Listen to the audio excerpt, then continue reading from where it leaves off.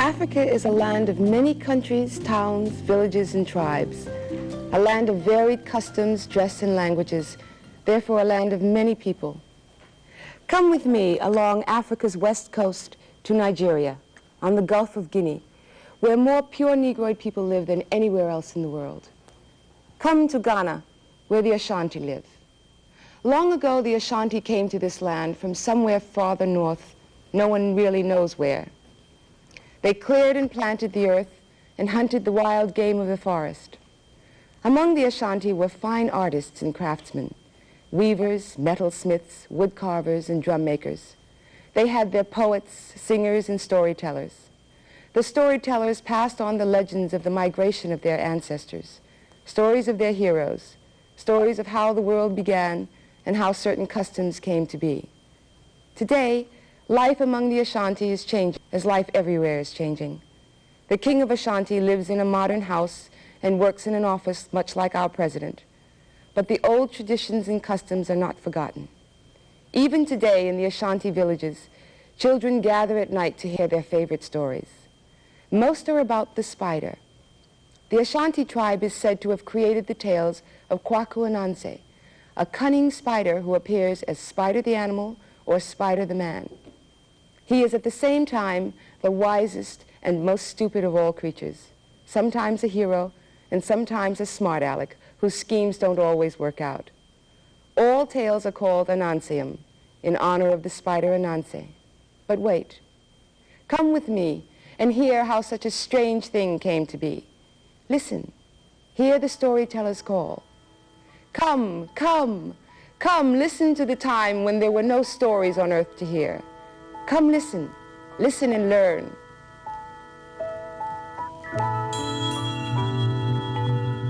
Once, so they say, a long, long time ago, there were no stories on the earth to hear. All of the stories belonged to Niame. Niame was the sky god. He kept the stories in a golden box on his royal throne. Now Anansi, the Spider-Man, thought it would be nice to have some stories to tell. So he decided to visit the sky god, Niame. He spun a magic web and climbed up, up, up, up into the sky until he reached the home of the sky god. When Niame, the sky god, heard what Anansi wanted, he laughed. He said to Anansi, "If you want my stories, there is a price you must pay. You must bring me Osebo, the leopard of the terrible teeth. And you must bring me Mboro, the hornet who stings like fire. And last of all, you must bring me Mwatia, the fairy whom men never see." Anansi bowed and said to Niame, "I shall gladly pay your price. I shall bring you Osebo, the leopard of the terrible teeth, Mboro, the hornet who stings like fire, and even Mwatia, the fairy whom men never see." Again the sky god laughed. He thought, "How can Anansi pay my price? He is a weak old man and is so small, so small, so small." Anansi left the sky god and began his journey back to Earth to find the things that the sky god demanded. He climbed down, down, down, down his web. The next day, Ananse was walking along a jungle path, and he came face to face with Osebo, the leopard of the terrible teeth. "Hello, Ananse," said the leopard. "You are just in time to be my lunch." Ananse said, As for that, what will happen will happen. But first, why don't we play the binding game?" Now the leopard, who liked to play games, asked, "How do you play this game?" "With vine ropes," explained Ananse. "I will tie you up foot to foot, then I will untie you, and then it's your turn, and you can tie me up." "Very well," growled the leopard. He planned to eat Ananse as soon as it was his turn to tie him up. So Ananse tied up the leopard, foot to foot to foot to foot, with the vine ropes. Then he said, "Now, Osebo, you are ready to meet the sky god." Ananse found a tall tree, and then he hung the leopard from a branch. The angry leopard watched as Ananse cut a banana leaf from a banana tree and filled a gourd with water.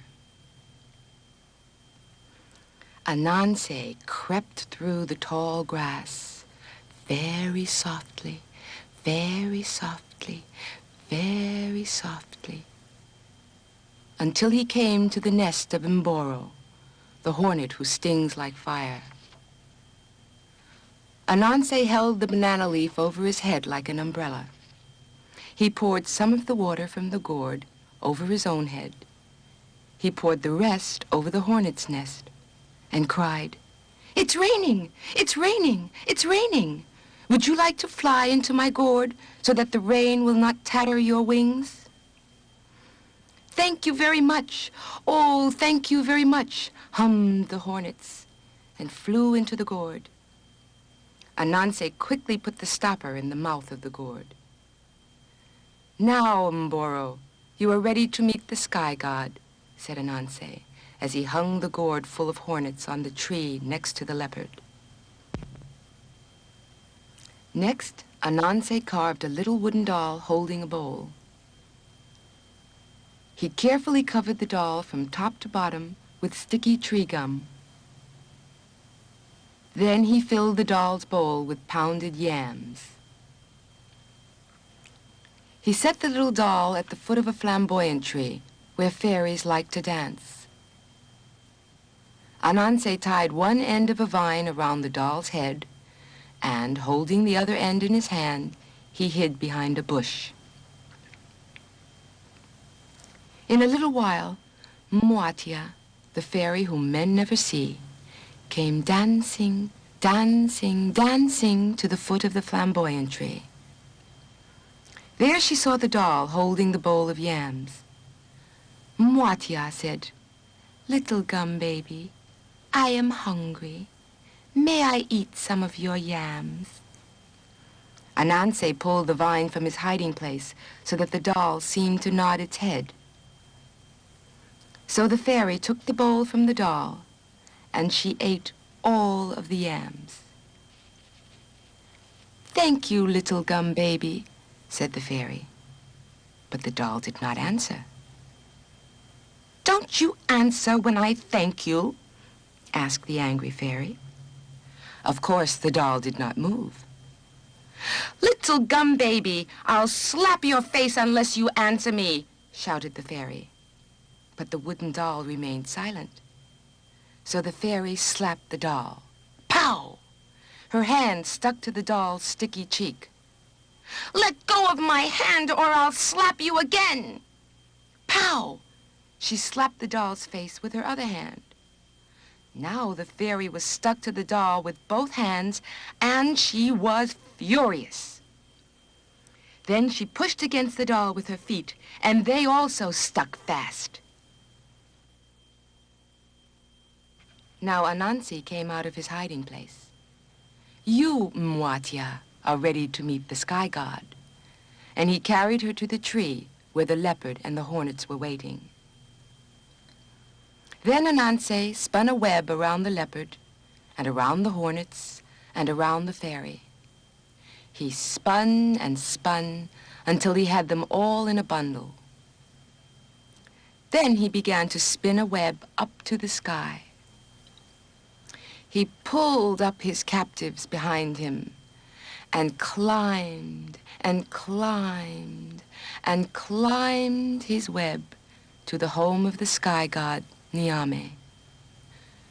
When he arrived, he placed the bundle at the feet of the sky god.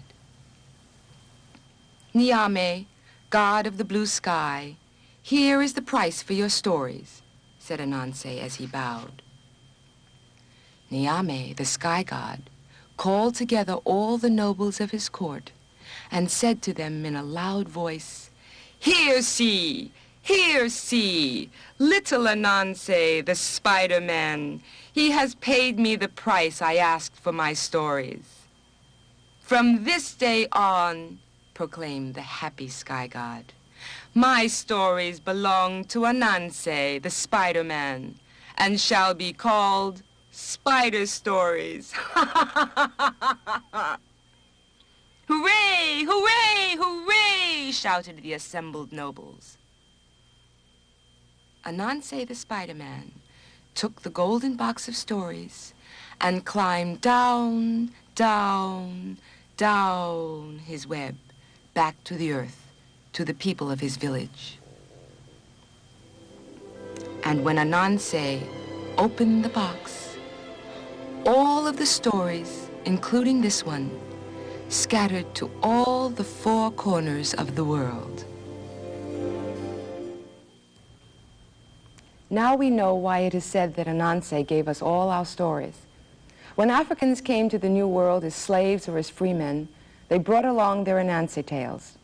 Sometimes the places and characters were changed, but the meanings of the stories remained the same. Today there are many stories about Anansi. They are told in Africa, the West Indies, in South and Central America, and of course in the United States. Anansi the spider has several different names, and the stories may be called Anansi stories, or stories of Aunt Nancy or Sister Nancy. Go, read. Read and share the tales of Anansi.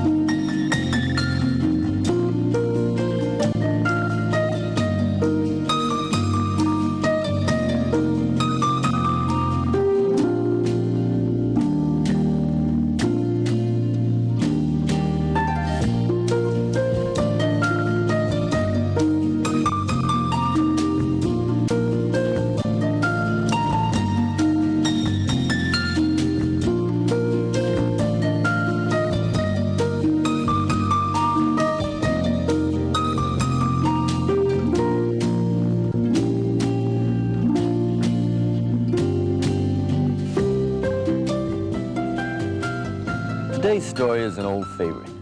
It's called Brer Rabbit and the Tar Baby. The Tar Baby is considered part of the traditional folklore of the United States, but the story originally came from Africa. When black American slaves were first brought from Africa to the southern United States, they brought with them the memories of Africa and the way they used to live. They brought the richness of the tales and the legends of their people. In African tales, the animal characters were the rabbit, Wakaima, the spider, Anansi, and the tortoise and the hare. Our friend Brer Rabbit is very similar to the rabbit Wakaima. Brer Rabbit, like Wakaima, appears to be frightened and helpless, but he's really very smart. He's a practical joker and almost always outsmarts the bigger and stronger animals. Because he was so quick-witted, Brer Rabbit was a favorite story character among the black slaves. The stories of his cunning gave them hope that they too might someday be free. The Brer Rabbit stories were collected by Joel Chandler Harris, and the storyteller who gave him these stories was Uncle Remus, a black American slave. So let's hear the story of the Tar Baby, and you'll get the feeling of the people of Africa and the southern plantation in America when you hear the storyteller's call. Come, come, come and listen to the tales of Uncle Remus. Come listen, listen and learn.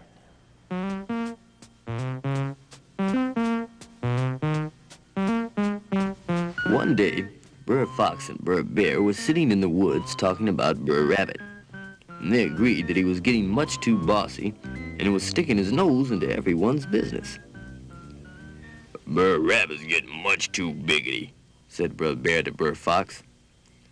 "Yeah, someday I'm gonna catch Brer Rabbit and pull out his mustaches. Prip, prop, said Brer Fox. "Someday I'm gonna catch Brer Rabbit and knock his head clean off. Blim, blam, said Brer Bear. Then Brer Fox thought of an idea. Now he was gonna catch Brer Rabbit, and he started to work right away. He got some tar and made it into the shape of a tar baby, with arms, legs, a stomach, and a head. To make the tar baby look real, he pulled some hair from Brer Bear's back and stuck them into the tar baby's head. Then he took Brer Bear's yellow hat and his own blue coat and put them on the tar baby.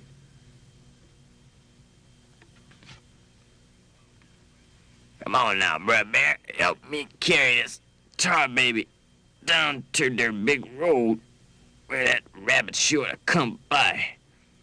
And they put the tar baby under a tree by the side of the road. Then they hid in the bushes and waited for Brer Rabbit to come by. Well, it wasn't long before Brer Rabbit came hopping down the road, just whistling.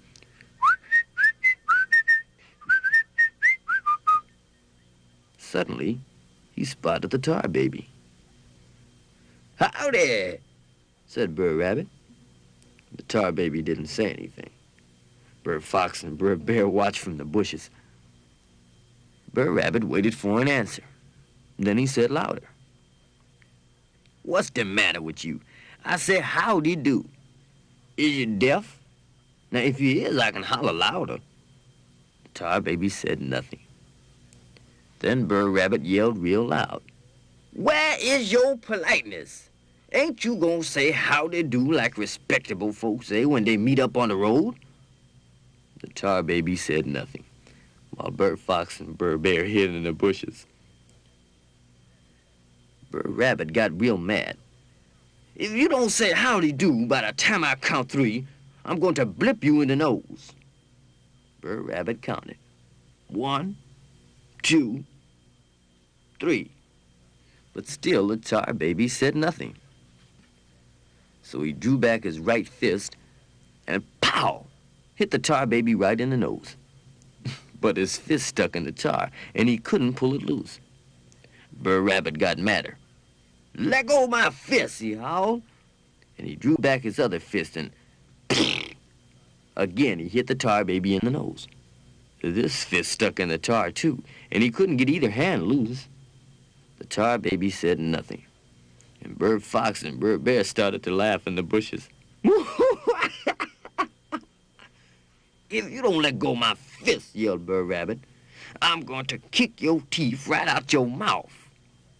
Well, Brer Rabbit pulled back one foot and hit the tar baby. And his foot stuck. So he kicked with his other foot and kicked the tar baby again. Now both feet were stuck in the tar. If you don't let go of my foot, if you don't let go of my foot, screamed Brer Rabbit to the tar baby, I'm gonna butt you with my head till you ain't got a breath left in your body.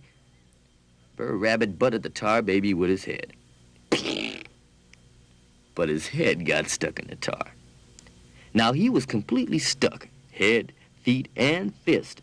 And the harder he tried to get unstuck, the more stuck he got. Now Brer Fox and Brer Bear came out of the bushes feeling very good, and they danced around Brer Rabbit. We sure catched you this time, Brer Rabbit, said Brer Bear. Yeah, you better say your prayers, Brer Rabbit, 'cause this time is the very last day of your life. Now Brer Rabbit was starting to tremble. He was in big trouble, but he set his mind to work to figure out how he could get out of this mess. Brer Fox and Brer Bear were so happy, and now they were trying to figure out what to do with Brer Rabbit. Brer Bear wanted to knock his head clean off. Brer Fox wanted to make him suffer. Brer Rabbit, he said, you been sticking your head into my business for years, but now I got you, and I'm gonna fix up a big fire, and when it's good and hot, I'm going to drop you in and roast you. Brer Rabbit wasn't scared anymore. He had an idea how he could get loose, but he talked like he was very scared. I don't care what you do with me, he said. Just don't fling me over these bushes into that there briar patch. Just as hot as you please, you can roast me, but don't fling me into that there briar patch. Brer Bear got to thinking. If they roasted Brer Rabbit, that would mean that they'd have to go gather wood for the fire, and that meant work. Brer Fox said, well then, Brer Rabbit, I'm going to hang you. Well, hang me just as high as you please, said Brer Rabbit to Brer Fox. But please don't fling me in that there briar patch. Now, Brer Bear started thinking again. Now, to hang Brer Rabbit, they'd have to get a long rope. So Brer Fox decided to drown Brer Rabbit. Well, drown me just as deep as you please, said Brer Rabbit. But just please, don't fling me in that there briar patch. It's gonna be a whole lot of trouble to drown Brer Rabbit, said Brer Bear. First we had to carry him all the way down to the river. Well, that's so, said Brer Fox. Well, Brer Rabbit, I expect the best way here to skin you. Come on, Brer Bear, let's get started. Skin me? Well, skin me, said Brer Rabbit. Pull out my ears and snatch off my legs. You can chop off my tail, but please, Brer Fox and Brer Bear, don't fling me in that there briar patch. Now, Brother Bear started to grumble. And he told Brer Fox that Brer Rabbit wasn't scared of being skinned, so it wouldn't be much fun to skin him. He sure is scared of that briar patch, said Brer Fox. That's just where he gonna go. This is the end of you, Brer Rabbit. Brer Fox pulled Brer Rabbit from the tar baby and threw him into the middle of the briar patch. There was a lot of noise and activity when Brer Rabbit landed in the briar patch. He was yelling and carrying on, making a real big ruckus. After quite a time, the noise started to quiet down, with only an occasional tired yell. Brer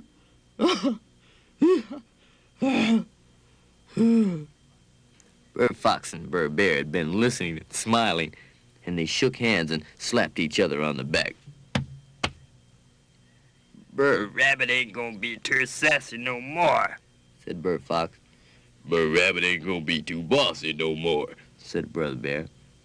Brer Rabbit ain't going to do nothing no more, said Brother Fox and Brother Bear. This is the end of Brer Rabbit. Brer Rabbit is dead. Just then, Brer Fox and Brer Bear heard a lot of noise among the leaves at the other end of the briar patch. And who do they see come scrambling out of the bushes?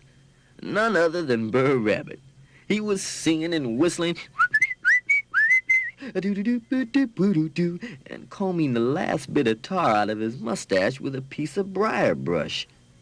"Howdy, Brer Fox and Brer Bear," he yelled. "I told you and told you not to fling me in that there briar patch. That's the place in all this world I love the very best. That briar patch is the place where I was born."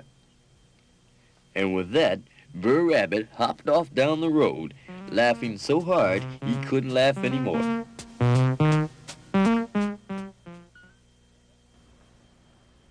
Now that's a smart rabbit. And there are many more stories of Brer Rabbit, Brer Bear, Brer Fox, and all their friends, all collected by Joel Chandler Harris.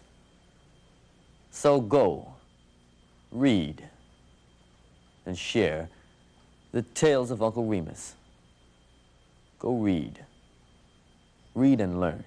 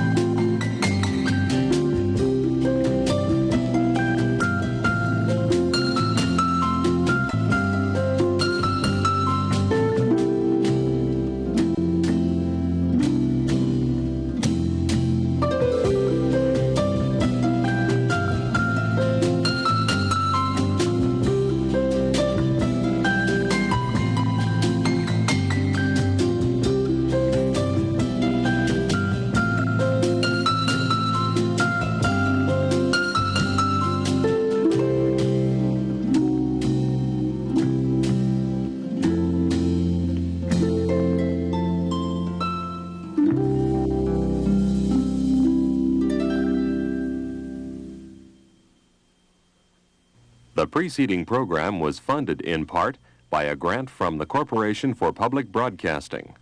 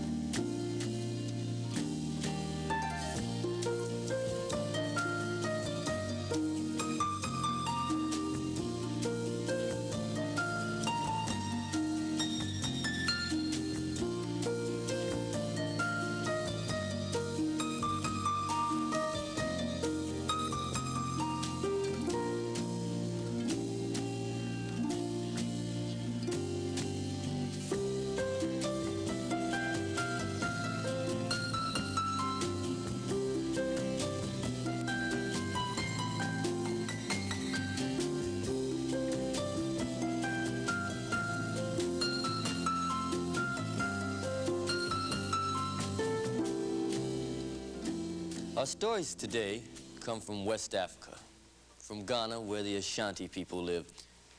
Long ago, the Ashanti came to Ghana from somewhere farther north. They cleared and planted the land and hunted wild game of the forest. Among the early Ashanti were fine craftsmen, wood carvers, and weavers. The Ashanti of the past and the village people of today build their dome-shaped houses in a circle, using slender poles covered with woven grass reeds. Boys and girls help thatch the little houses with sheaves of grass cut in short lengths.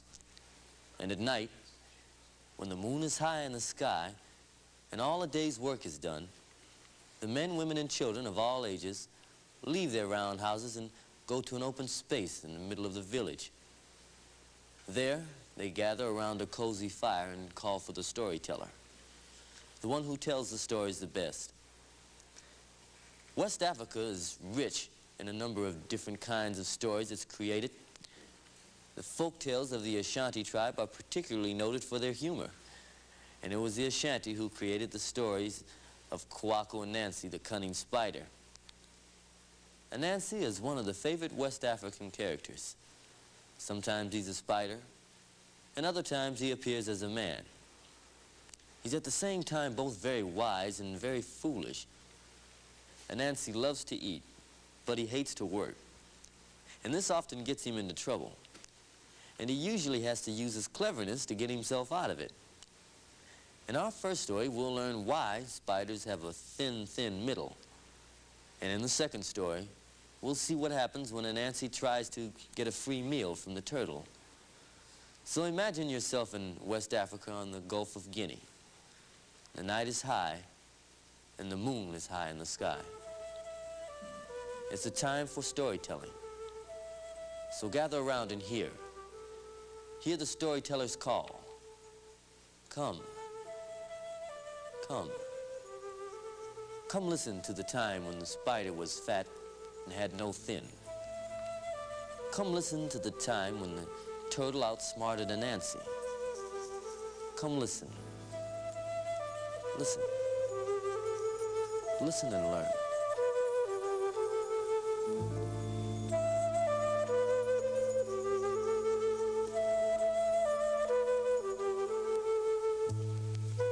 Early one morning, Nancy was walking through the forest when he noticed a very pleasant smell. He wrinkled his nose and sniffed the wind first.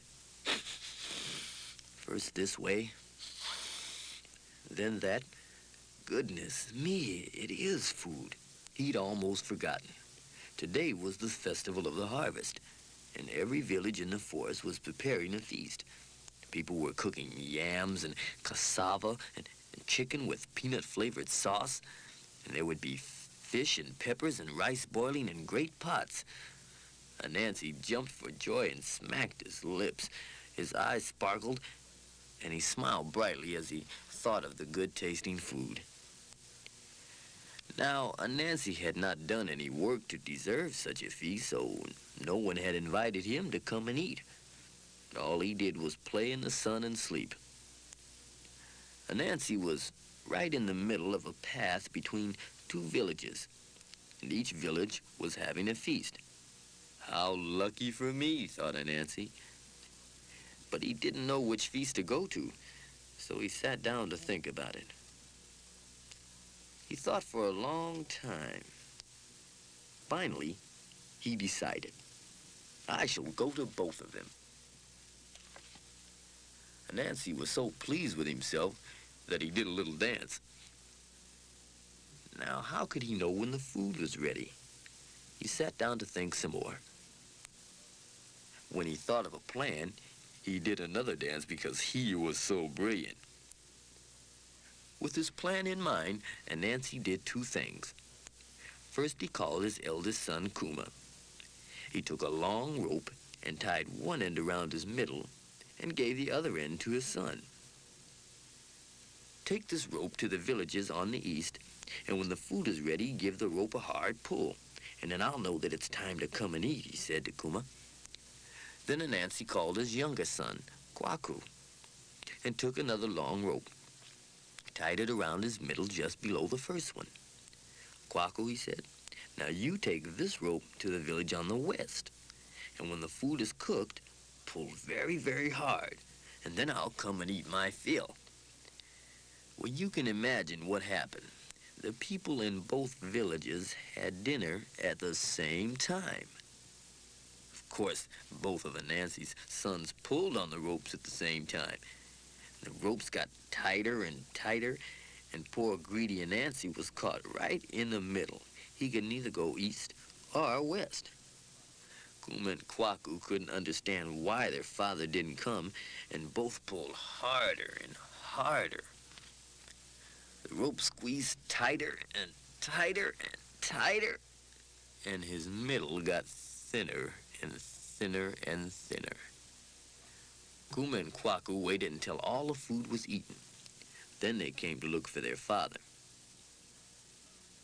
When they found him, he looked very different. His waistline was thinner, thinner than a needle.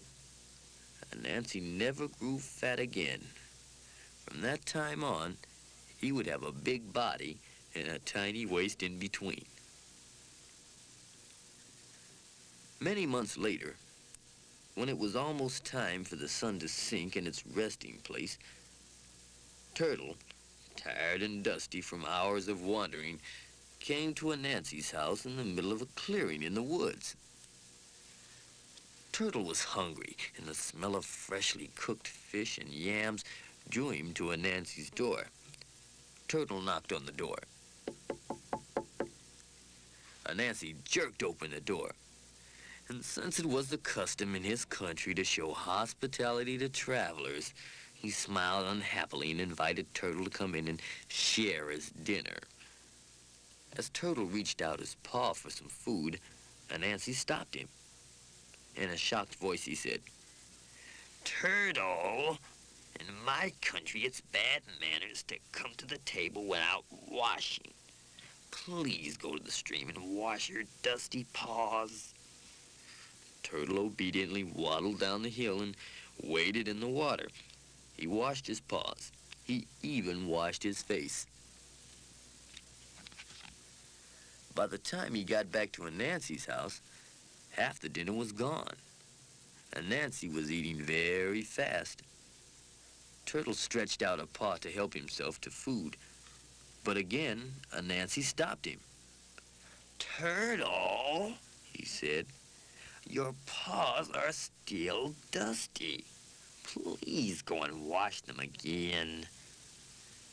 "But it's dust from the trail," Turtle tried to explain. But he knew he shouldn't argue if he wanted to have any dinner. So Turtle washed his paws in the stream again. On his way back to Anansi's house, Turtle walked in the grass by the trail, and he hurried because he was very hungry. But by the time the poor Turtle returned, Anansi had eaten all the dinner and said, "That was a good dinner. "Well, thank you for your wonderful hospitality, Anansi. Someday you must visit me," said the angry Turtle as he left to go home. Some months later, Anansi visited the Turtle. After creepy crawling all day through tall grass stems, he found Turtle snoozing by the river. "Well, well, well," exclaimed the Turtle. "so you've come to share my dinner. Well, make yourself comfortable, Anansi, while I go below and prepare the food." He dived into the river with a splash. Anansi was very hungry, so he paced the shoreline, waiting for Turtle to reappear. At last, Turtle's head popped above the water. "Dinner is ready," he called to Anansi. "Come on down." Anansi dived headfirst into the water, sank a few inches, and then he floated to the surface. His spindly legs and tiny body prevented him from sinking. He flipped and flapped his puny arms and tried shallow dives and belly flops, but couldn't reach the bottom of the river. So the cunning spider schemed.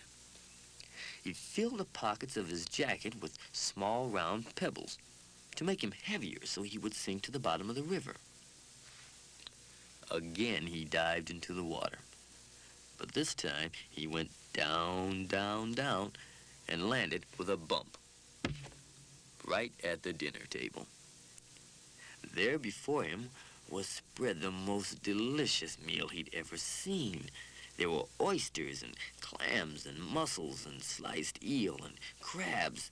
As a centerpiece, sprays of watercress rested against large pink shrimp, and Nancy's eyes widened with pleasure at the sight of such a feast.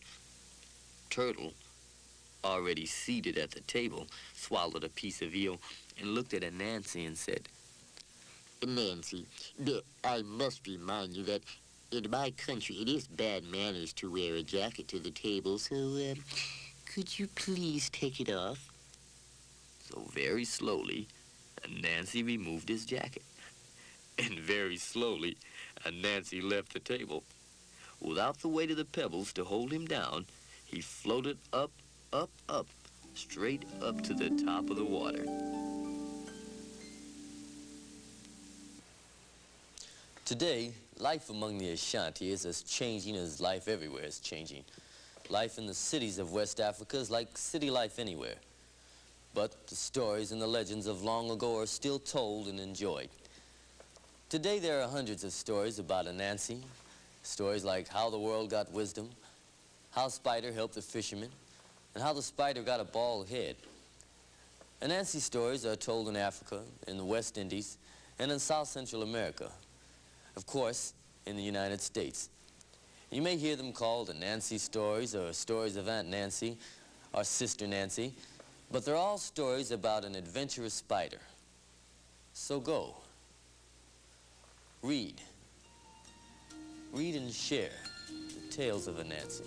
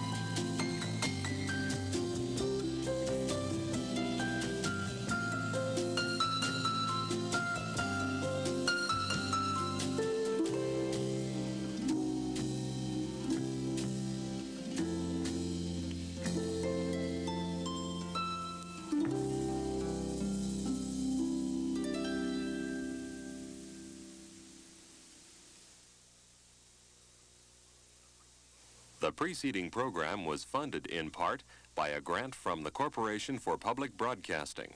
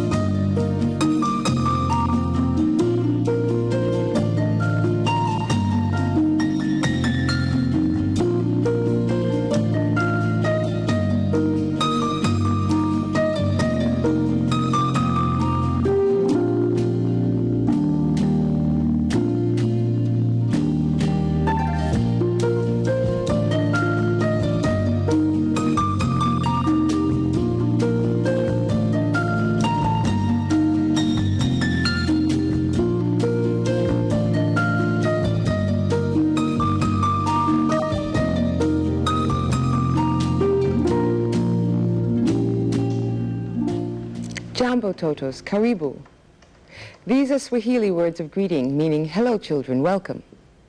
This is the language heard most in East Africa, a land of many races and ways of life. The people who live in the flatlands tend herds of animals. The people who live along the mountain slopes are farmers. But in the cities along the East Coast, there are merchants, and life is similar to city life anywhere in the world. in the city and in the country, the tales and fables that were handed down years ago before anyone could read or write are still told. They are told in the evenings after sunset. The Swahili say, akili yapita male, which means wisdom is better than wealth. And where better to find wisdom than in folk tales that have their origin in peoples from many places. Stories of East Africa traveled from tribe to tribe long before there was a written language. Perhaps they were spread by traders or by a traveling storyteller. Listen, hear the storyteller's call. Listen, hear his call.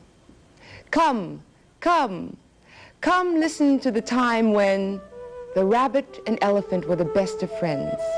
Come listen and learn. A long, long time ago, a rabbit lived in Africa by the name of Wakaima. Now he was very, very lazy. His best friend was a big elephant whose name was Wanjovu. They both lived together on a farm. Wanjovu the elephant worked very, very hard, and Wakaima the rabbit was very lazy and did not work at all. Now Wanjovu got tired of living with a lazy rabbit, so one day he said, "I've got a great idea. Let's each have our own farm and we can share what we grow." Wakaima agreed.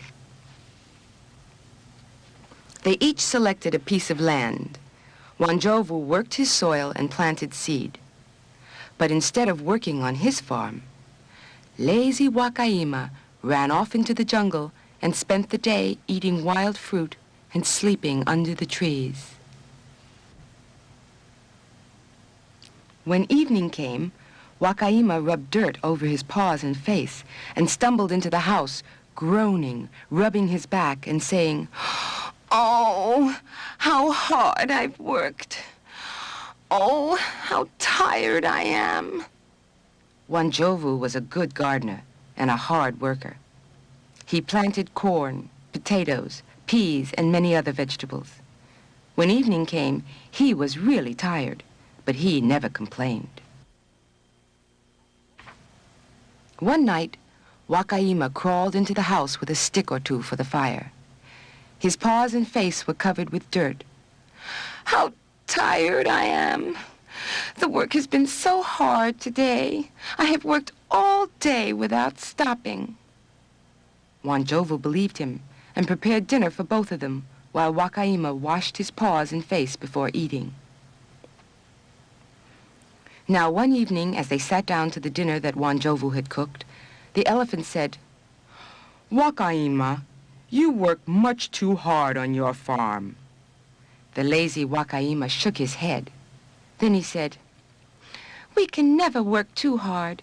We must have plenty of food to store away before the rains come." After many weeks passed, the crops were ready. The time had come to gather in the harvest. One evening, Wanjovu came home with a large basket filled with beautiful big ears of corn and fine white potatoes. He cooked them very carefully, and he and Wakaima sat down to eat. How good the corn is, how sweet," said Wakaima. "I have never eaten finer potatoes." The next evening, Wakaima came in with a basket full of corn and potatoes and said, "These are probably not as good as yours, but we will try them." Wanjovu thought they looked very much like the corn and potatoes from his own garden, but he said nothing, knowing he would have to cook them and they would eat them for dinner. The next morning, when Wanjovu went to his farm, he saw that someone had stolen some of his corn and potatoes. That evening, he told Wakaima, "Someone got into my farm last night and stole some of my vegetables." Wakaima pretended to be very surprised. "Some thief got into my farm, too," he said. "What are we going to do about it?" Now, we all know that Wakaima had stolen the vegetables from Wanjovu because he had no vegetables in his own garden. "We must do something to keep the thief away," Wanjovu answered. I will think of something and come up with a plan. But he did not tell his plan to Wakaima. The next day, Wanjovu went to the river and got some clay. He worked all day and made a clay man with his arms outstretched. Carefully, he carried the clay man to his farm and set it down between the corn and potatoes.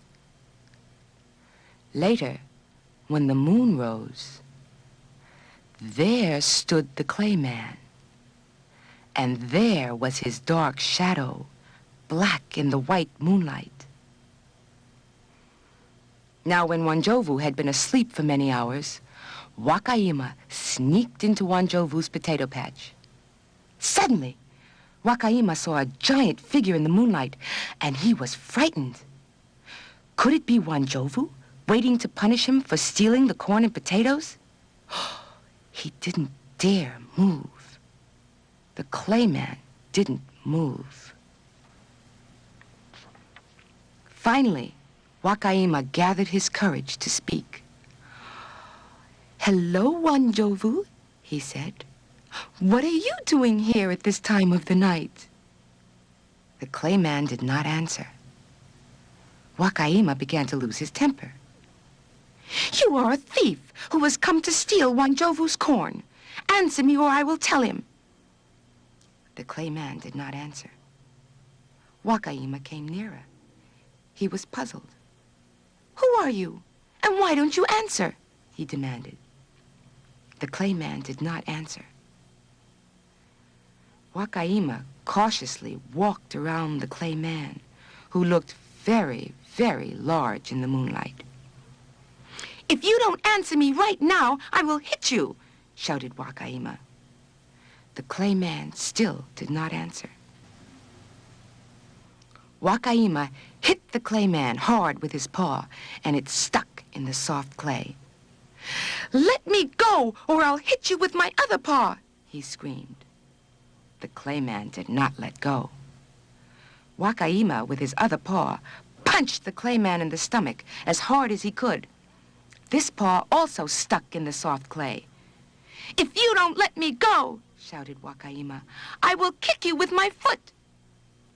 Still, the clay man did not let go. Wakaima raised his foot and kicked the clay man. His foot stuck in the soft clay. He tried to pull his foot away, but it was stuck fast in the clay. Now Wakaima was very angry and tired. He lifted his other foot and kicked the clay man with all his strength, and that foot also stuck in the clay. "I will bite you in the stomach with my sharp teeth unless you let me go," screamed Wakaima. When the clay man did not let go, Wakaima butted his head against the clay man and sank his long, sharp teeth into the clay. Now his head was stuck too. His feet and paws were held tightly, and he couldn't move at all. He was stuck in the trap of the clay man. Now the next morning, as dawn broke slowly in the east, the sun came up and the birds sang their morning songs. Wanjovu rose early and went to his farm to see if the clay man had trapped the thief. Sure enough, he found Wakaima stuck in the clay man. "You wicked fellow!" he thundered. "So you are the thief who stole my food. You have your own farm, but it was easier for you to steal my corn and my potatoes than to grow your own.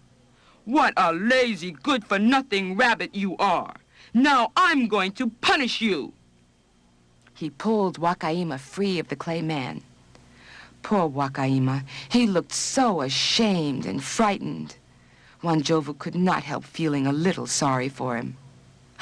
"Oh, what are you going to do with me?" sobbed Wakaima. Wanjovu thought for a long time. Finally, he said, "I really should eat you. You have eaten my crops, so I should eat you. And you didn't tell me the truth. You pretended to have your own garden." But you can't eat me alive, pleaded Wakaima. I will have to be dead before you can eat me. What do you want me to do?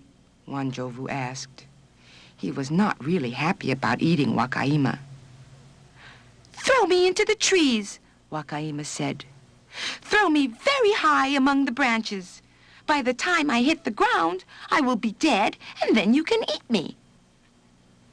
Wanjovu swung Wakaima around and around over his head, and finally threw him high among the branches of the trees. But when Wakaima hit the ground, he was not dead. He wasn't even hurt. That rabbit landed lightly on his feet and ran off into the jungle laughing. He had really fooled Wanjovu. Wanjovu knew he could not catch Wakaima, so he went back to his farm. Since that time, Wanjovu the elephant and Wakaima the rabbit have not spoken to one another.